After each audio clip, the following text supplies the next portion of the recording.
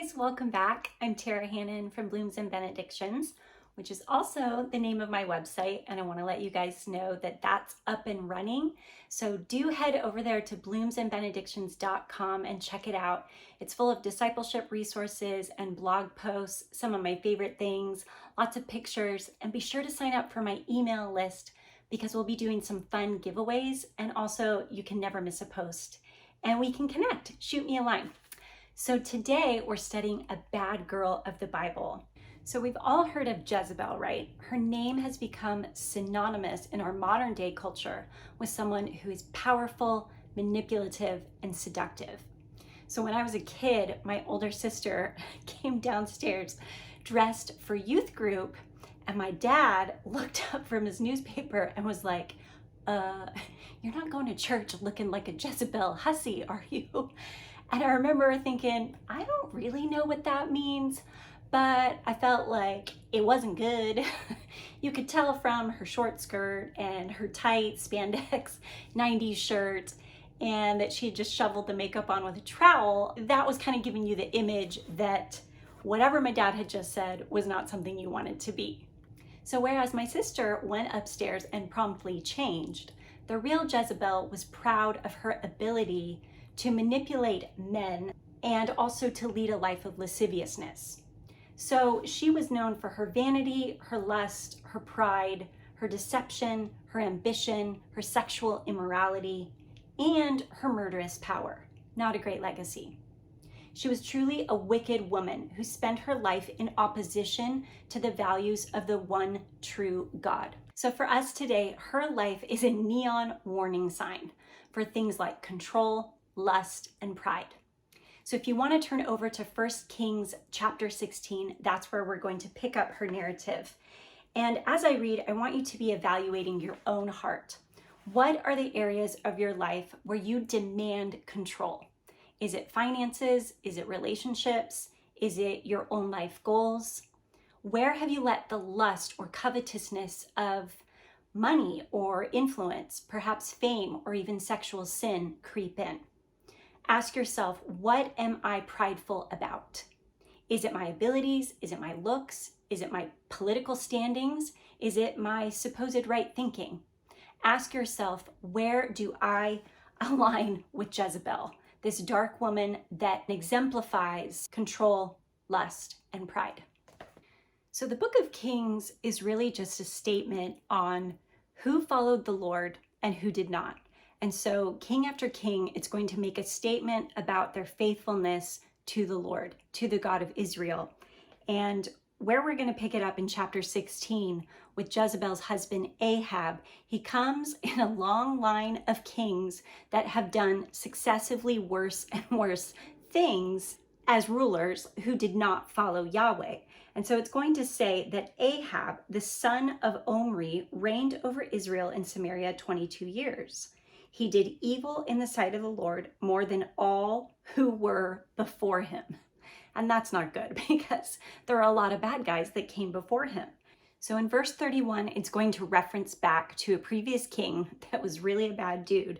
And it's going to say that as if it had been a light thing for him to walk in the sins of Jeroboam, he took for his wife Jezebel, the daughter of Ethbaal, king of the Sidonians, and went and served Baal and worshiped him.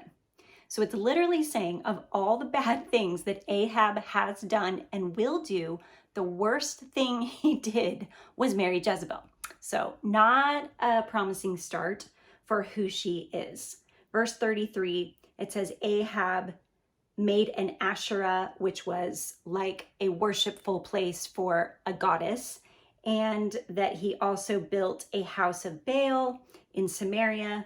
He did more to provoke the Lord, the God of Israel, to anger than all the kings of Israel who were before him. So it's a super sinful era.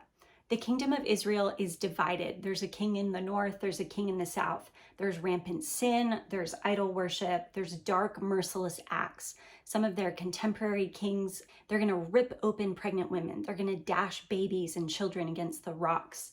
part of what worship to Baal even included was child sacrifice. So Baal was a false god that they had set up. Jezebel came from the Phoenician people. She was a Phoenician princess, and her father would have been a priest in the system of this religion with Baal. So Jezebel would have grown up loving Baal, being very familiar with him, being steeped in that religion. And so it was deeply entrenched in her ways. She was familiar with it all of her life. Baal was the god of fertility, weather, rain, wind. And so she tries to introduce this false god into the chosen race and generation.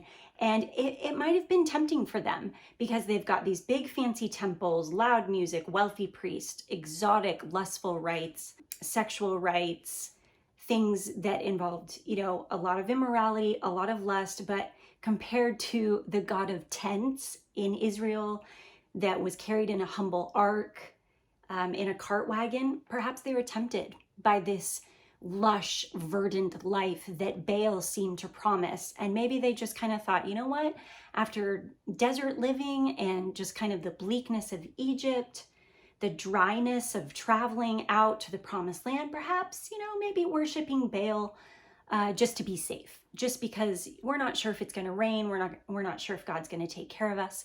And the people just kind of wholeheartedly dove into opening themselves up to these false gods and to mixing that with their own religion of loving the Lord God and being true to him. And Jezebel is so instrumental in making that happen. So Jezebel aggressively tries to cut off the men of God. And it's going to tell us over here in chapter 18, verse 13, has it not been told to my Lord what I did when Jezebel killed the prophets of the Lord? How I hid 100 men of the Lord's prophets by 50s in a cave and fed them with bread and water. So you can see that the Lord is still providing a remnant. She aggressively tries to eradicate the land of the men of God, but there are always a few good men and women who are willing to be brave and to do what the Lord asks. And so we're going to see in these next few chapters that Elijah is being set up kind of as a narrative foil, if you will, juxtaposed against who Jezebel is. And so all the deep darkness and wickedness of her, he is going to be the opposite. He's going to be the one that's standing up for righteousness, being brave, doing what is right, following God. And so they're almost like enemies, if you will. And that's going to come to play certainly in this next section where the prophets of Baal get defeated. And so it's going to say here in verse 18, Elijah is saying this to the king Ahab, who's married now to Jezebel. I have not troubled Israel, but you have, and your father's house, because you have abandoned the commandments of the Lord and followed the Baals. Now therefore send and gather all Israel to me at Mount Carmel, and the 450 prophets of Baal and the 400 prophets of Asherah, who was a goddess of fertility, who, listen to this, eat at Jezebel's table. So this whole story is amazing, you guys, and you need to thoroughly read every single chapter. But what's going on here is that there is a famine in the land, and the Lord has come to Elijah and is speaking to him and challenging him and saying, go and confront Ahab. So now he's there and he's realizing people are starving, but this woman is feeding 850 evil, reprobate men at the king's table with fine food, and he's not having it. So he's going to challenge these false prophets of Baal to like a duel on Mount Carmel, and that's exactly what happens. And so he says he wants all the people of Israel to give an account, and he says, how long will you go limping between two different opinions? If the Lord is God, follow him. But if Baal, then follow him. And the people did not answer him. So there's going to be this showdown, and he's going to basically taunt these false prophets. Here in verse 26, they took the bull that was given them, these false prophets, they prepared it. They called upon the name of Baal from morning until noon, saying, oh, Baal, answer us. But there was no voice. No one answered. They limped around the altar that they made. At noon, Elijah mocked them, saying, cry aloud, for he is a god. Either perhaps he is sleeping, or maybe he's relieving himself. Maybe he's on a journey, or he's just thinking, or he just needs to be woken up. And so they cry even louder. They cut themselves with swords and lances, and blood is gushing everywhere. But there was no voice. No one answered, and no one paid attention.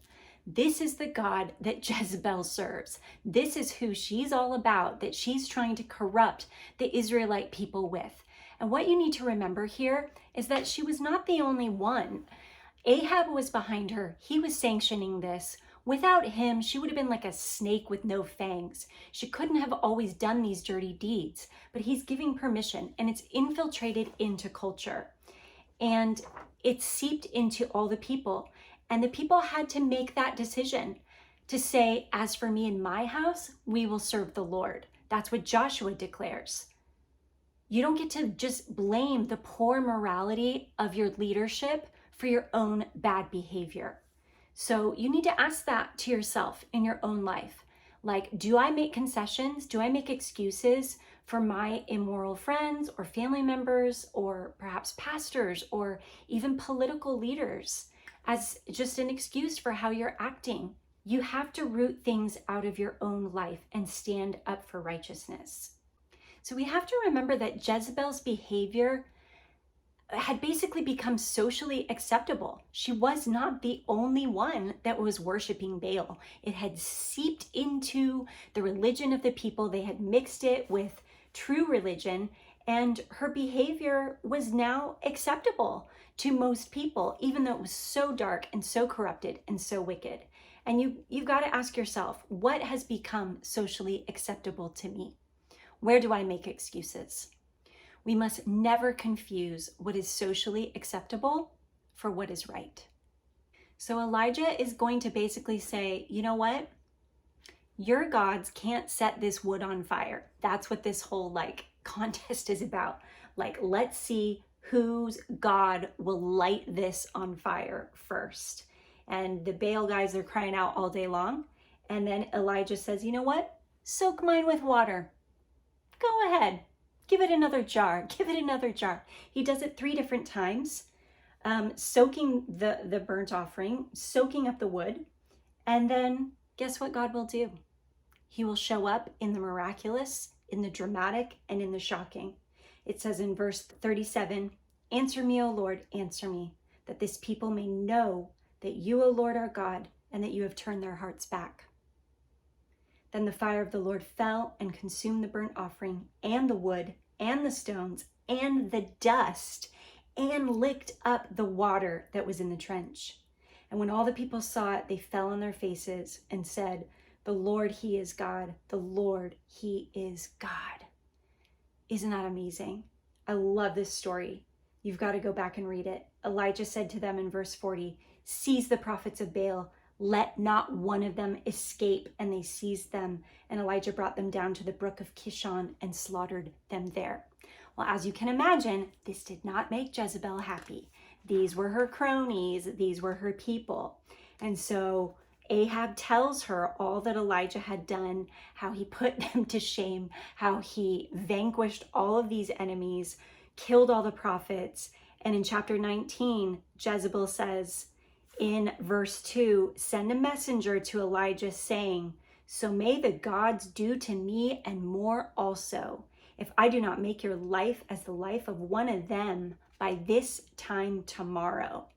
And it's going to become basically a self-fulfilling prophecy. This is not going to happen to Elijah. He's a man of God, and God will protect him.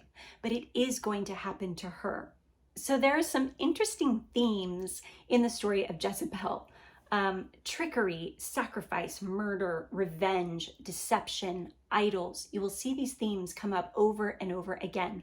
But what you might not notice upon first pass is that there are also these themes of blood and dung. And there are prophecies that the Lord is going to demonstrate that her life and wicked people like that, they are like dung to him. They are like refuse. They are like disgusting, gory, reprehensible spills of blood. And you're going to see that happen to the lineage of Ahab and his children.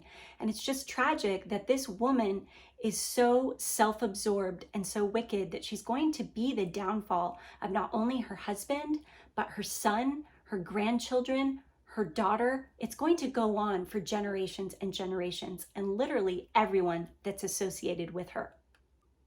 So, summing up, Jezebel does not capture Elijah. She does not murder him, but instead she goes on to murder this innocent guy named Naboth. And the poor guy just had the unlucky happenstance of having a vineyard that was nearby to the king's palace. And he looked out and he coveted it and he wanted it. But Naboth said, you know what? This is my family's generational land, and I'm not supposed to sell it to you. And he refused. And so Jezebel said, you know what? I'll get it for you, babe. No problem. And she hatches this wicked plan to have Naboth framed by some guys that the Bible literally calls worthless fellows. So they're not even like reputable men. She just brings up two like no goody, like lazy dudes. I don't even know who they were, but they don't matter. And they lie. And everybody knows they're lying. Everybody knows that he's innocent. And they put him to death at her decree. She writes letters in Ahab's name. She's just the power behind the throne.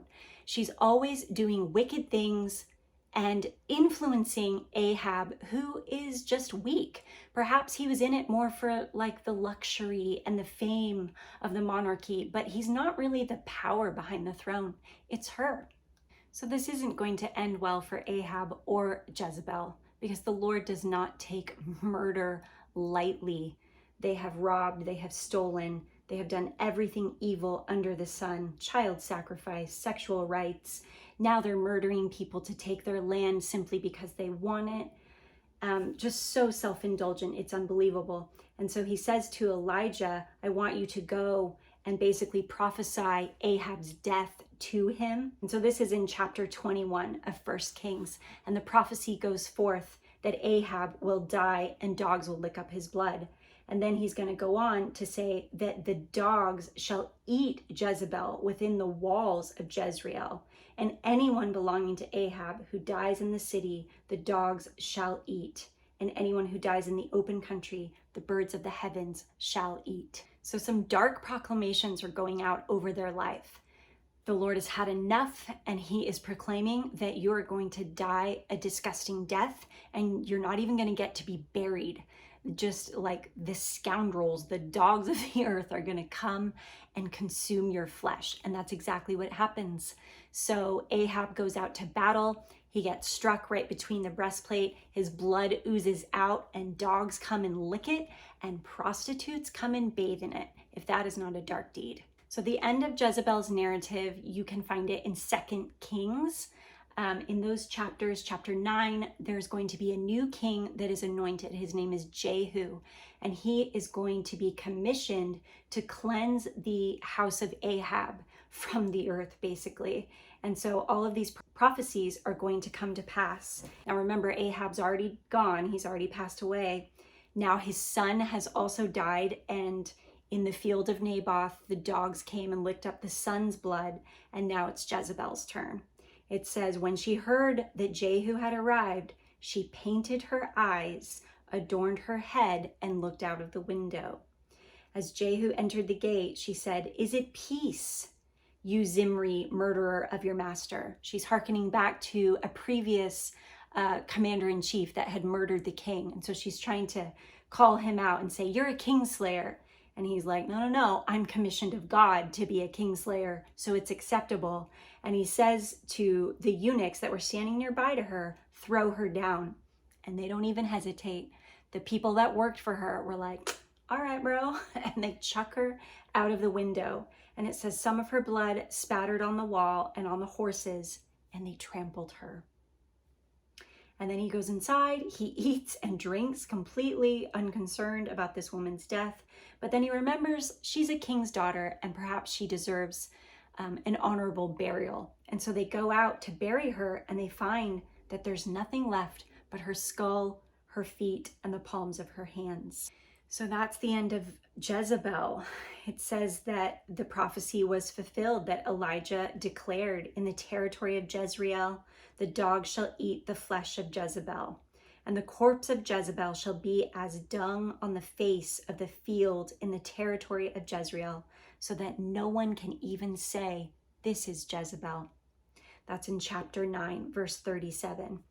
And from there, Jehu is going to go on to strike down literally everyone that's ever been associated with that house and with that family. So the Old Testament is kind of heavy, right? You feel like, man, there's vanquishing, there's death, there's blood, there's dogs eating corpses.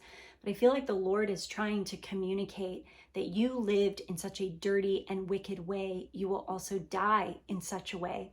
And it's interesting because after Jehu vanquishes all of these different people that were related to him, 70 of their sons, all the Baal worshipers of the kingdom, 42 visiting distant relatives were whacked, all of Ahab's great men, dignitaries, priests, close friends. And then, watch this, it's even going to say what they do to the temple of Baal. In chapter 10, verse 27, it says they demolished the pillar of Baal and demolished the house of Baal and made it a latrine to this day. So once again, that theme of disgustingness and filth and dung is the remaining resonating theme of her life. So yikes, dark days under the rulership of Jezebel. Lord, keep us from being Jezebel hussies. Amen. To close, I'm going to give you guys 7 life lessons from the story of Jezebel. Number 1, God will not be rushed or mocked. He's comfortable with the long game, but his justice is always served. Number 2, Jezebel was so corrupt and morally unrestrained, her name is indelibly ruined. Take care for your own name. Number 3, a woman can be the power behind the throne, for good or for evil. How will you use your influence, especially you wives? You have great power over your husband. Encourage him, breathe life into him. Don't manipulate him and weaken him and emasculate him.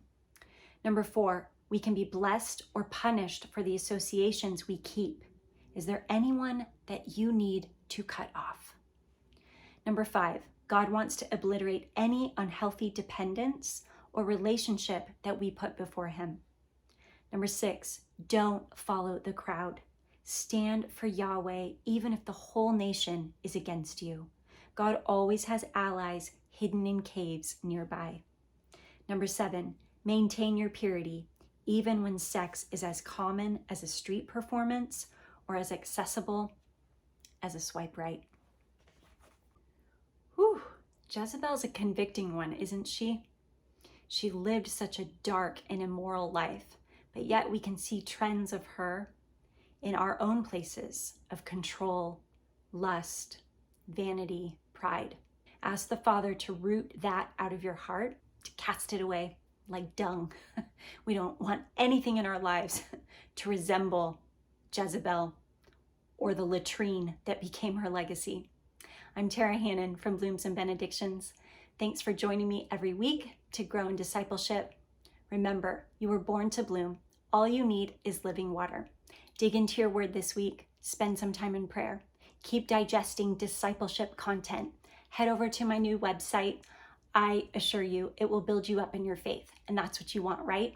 This discipleship journey is doable. You just have to keep showing up every day, day after day. Remember to like and subscribe. Share this channel with someone that you might think it would be helpful to, that needs to grow in their faith. I'll see you guys next time. Bye-bye.